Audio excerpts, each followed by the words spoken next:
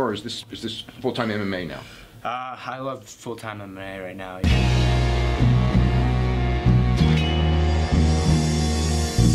Back to the daily grind, and shout out to the full-time patrons. Make sure to hit subscribe if you're new and hit thumbs up if you're not a baby back bagel biting bitch boy, cause you know what time it is. It's full-time MMA. What is up, full-time family? It is time for the UFC 227 breakdown and predictions. Holy smokes, you see it here first. I ain't even broke it down yet, and I know you're already asking yourself, what? He's picking Henry Cejudo? And then I know my guy told me, please don't jinx TJ Dillashaw. Don't put the red X on his face. And you see, I had to do it. And I'll break that down, but we got to start at the beginning of the card, full-time family. So I'll explain exactly why I'm picking hashtag and new Cody Garbrandt and Henry Cejudo to both become new champions at UFC 227, but we'll save the best for last. We'll jump straight into the first fight of the UFC 227 main card between Kevin Holland and Thiago Santos. Thiago Santos is a beast in the middleweight division. He's won 8 out of his 9 UFC wins by way of knockout, and he's only lost to the best fighters he's faced in Gegard Mousasi and David Branch, aside from getting caught in a pesky submission by Eric Spicely. Kevin Holland won a unanimous decision fight on Dana White's Tuesday Night Contender Series. Other than that, he has not been fighting the same caliber competition as Thiago Santos in his pro career. Thiago Santos is looking to bounce back off of a knockout loss to David Branch, but I think he should be able to do so here against the UFC newcomer Kevin Holland. So I got Thiago Santos in the first fight of the night. Moving on to Pollyanna Viana versus JJ Aldridge. Man, this is a dangerous fight for Pollyanna Viana, but because JJ Aldridge, her record is deceiving. Pollyanna Viana, God, that's got a ring to it. She's 10-1 as a pro, and she's finished all 10 of her fights. She's got a 100% finishing rate as a WMMA fighter, and that is very rare, but it's also a little deceiving. Both of these fighters' records are deceiving. JJ Aldridge is only 6-2 as a pro, but she fought a lot of amateur fights. She actually fought 11 amateur fights before turning pro, so she's actually gotten about 19 fights of experience. So even though her record only shows 8 fights, she's still very experienced and also training with a very high-level team. So JJ Aldridge is one of the more underrated bantamweights outside of the top 15 of the UFC's rankings. Pollyanna Viana, she's finished all 10 of her wins, but she hasn't fought anybody on the level of JJ Aldridge. All of the girls she's beat, really, you know, they're not super experienced, or they might be, you know, like 2-2, maybe 0-1, maybe making their debut. So she's a very dangerous finisher, but she hasn't been fighting anyone on the level of JJ Aldridge. So this fight is almost a toss-up for me. Now, with that being said, Pollyanna Viana has still been actively competing in jiu-jitsu tournaments, winning championships. So not only is she very dangerous on the mat, but she's also knocked out a few of these girls. So with that being said, she's still a dangerous fighter coming into this fight. So this one is really hard for me to call because of that. But I'm going to give the edge to Pollyanna Viana. Even though this is a toss-up, this is almost a toss-up for me. I'm giving the edge to Pollyanna Viana because she's very dangerous. I believe if she gets this fight to the mat, she'll definitely have the advantage. And she's also shown that she can finish with strikes. Now, even though JJ Aldridge is her most experienced opponent to date, JJ Aldridge has kind of lost her toughest fights. You know, she lost her UFC debut to Juliana Lima, and she's beat 2 girls since then. But those 2 girls aren't top 15 ranked fighters, and I don't know if they're as dangerous as Pollyanna Viana might be. So that's why this fight is so tough for me to call. I'm going to give the edge to Pollyanna Viana, but JJ Aldridge can definitely win this fight if she avoids being finished early in the fight. All of Pollyanna Viana's wins, all 10 of them came in the first round except for 1.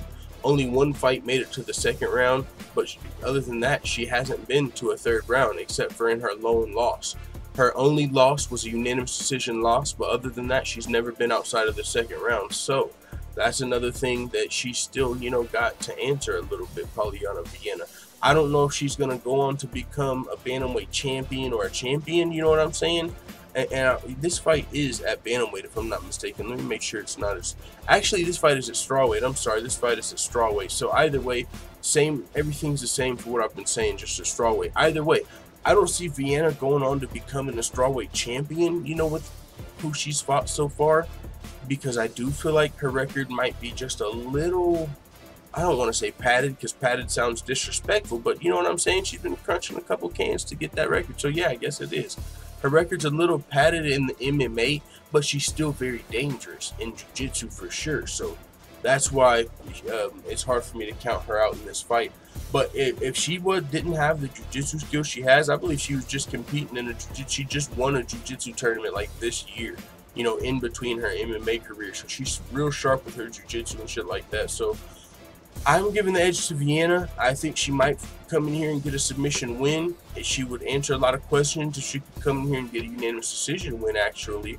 But she's going to be fighting her toughest opponent to date, JJ Aldridge, who's going to be looking to get this win here. So with that being said, I got Pollyanna Viana, but it's almost a toss-up for me.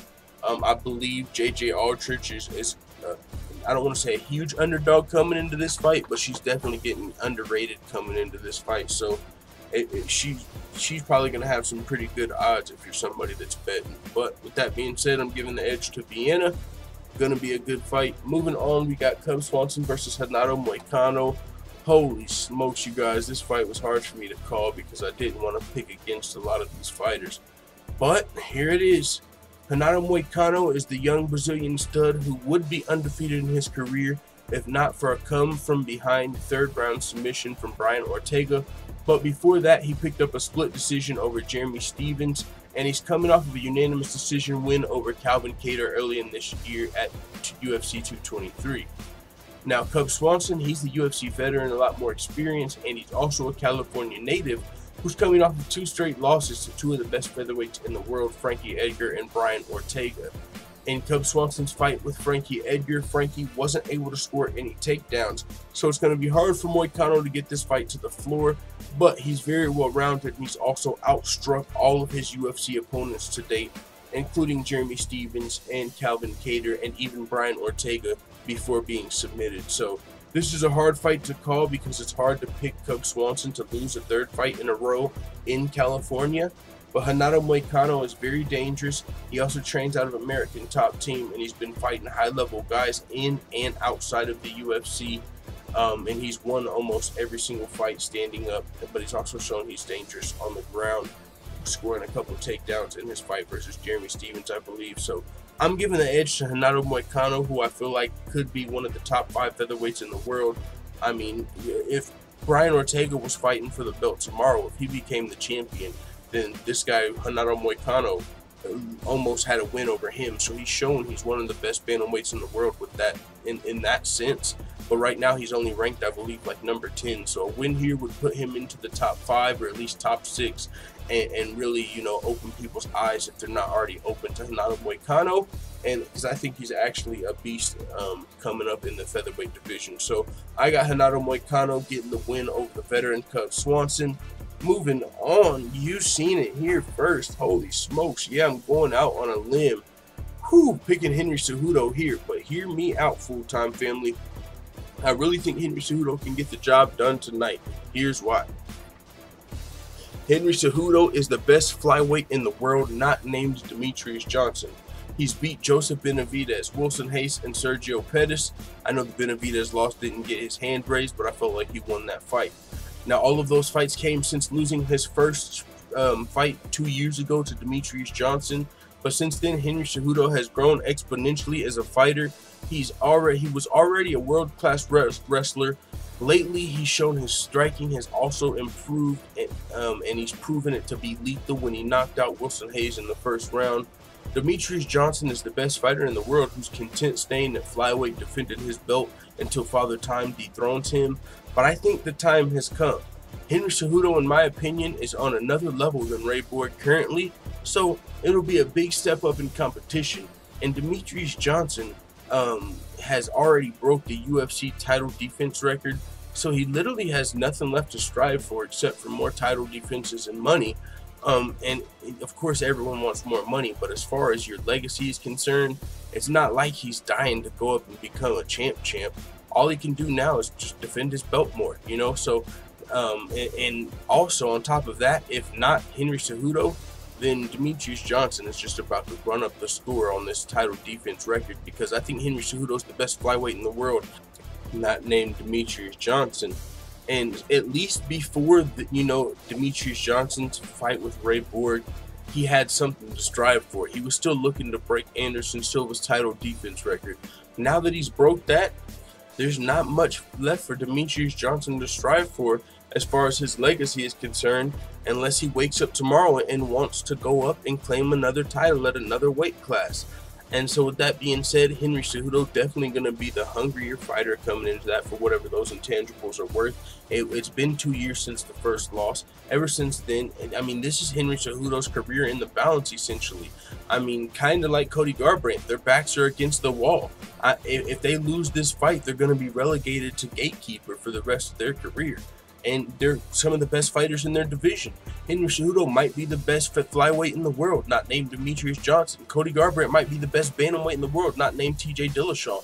But if they can't beat the champion in these fights at UFC 227, they are not going to get any more title shots until these guys lose the belt. So they've got so much to fight for here. Demetrious Johnson, gold medalist, Olympic gold medalist in wrestling. He's gonna probably have this pure wrestling advantage. Demetrious Johnson was able to finish him in the first fight, in the first round. You know, he clinched him up and just started killing him with knees. But, you know, if Henry Cejudo avoids that position, which he should be able to do, or even just defends it better in this second fight, I think that he'll have the skills that it will take to catch Demetrious Johnson off guard, whether with his wrestling or his knockout power that he showcased against Wilson Hayes. I think Henry Cejudo does have the tools to pull off this upset. And so with that being said, I'm picking him to get the job done. You know, I know it's not going to be a popular pick because Demetrious Johnson is the damn GOAT. Pound for pound, #2 fighter right now on UFC.com. Was #1 for the longest, but Daniel Cormier is the champ now. He's #1. But other than that, man, Demetrious Johnson versus Henry Cejudo. If Demetrious wins this fight, maybe he moves up. Maybe one of these guys come down. If Henry Cejudo cannot beat Demetrious Johnson, there's not a flyweight in the world that can beat him unless Cody Garbrandt or TJ Dillashaw come down to 125 pounds. So we'll see what happens. But I'm actually picking the upset, Henry Cejudo. You heard it here first. Moving on to the main event, TJ Dillashaw versus Cody Garbrandt. I got Cody Garbrandt, the challenger, the former champion. The first fight was razor close with Cody knocking down TJ at the end of the first round, but TJ was able to come back and get the finish in the second round. Prior to the first fight, Cody Garbrandt had a back injury. He was forced to fly around the world and get shots in his back and stuff before the fight. So Cody was likely not at 100%. I think with just that little bit of difference could have been the difference in the first fight. Not only is Cody coming in this fight healthy, but also the more motivated fighter with everything to lose in the rematch. If he loses, he'll become a bantamweight gatekeeper until TJ loses the belt. Unless he moves division, this fight is also very personal for Cody Garbrandt and Team Alpha Male. A loss here would not only be devastating for Cody Garbrandt, but somewhat for Team Alpha Male as well because of their mark in that bantamweight division and how the whole TJ Dillashaw situation played out. This being the rematch, the first fight was so close. If Cody Garbrandt loses here,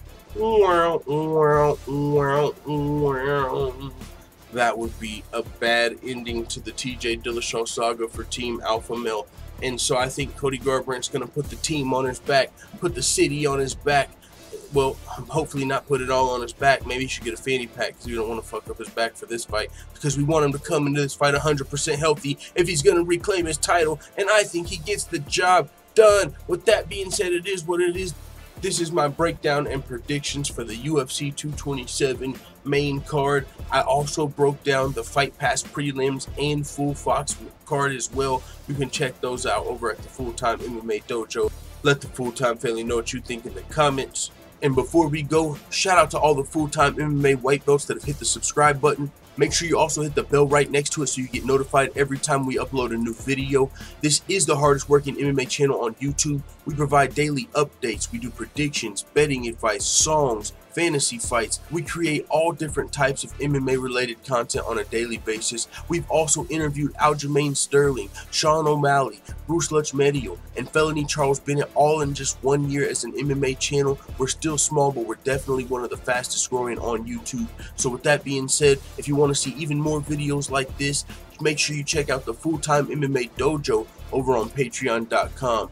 There's more free videos over here, and you can also learn more about where this channel came from and see the goals of this channel as we continue to grow. So with that being said, whether you're a long-time subscriber or just a new person watching this video, I appreciate it. And we recently just got approved as an Onnit affiliate, so we got what you need. Whether you're trying to think clearer, work out harder, or sleep better, check the links in the description for a 100% free trial of Alpha Brain, Shroom Tech Sport, or New Mood. I'm telling you, we got what you need. Links are in the description. See you on the next video. Da da da da da! It's the motherfucking DOG.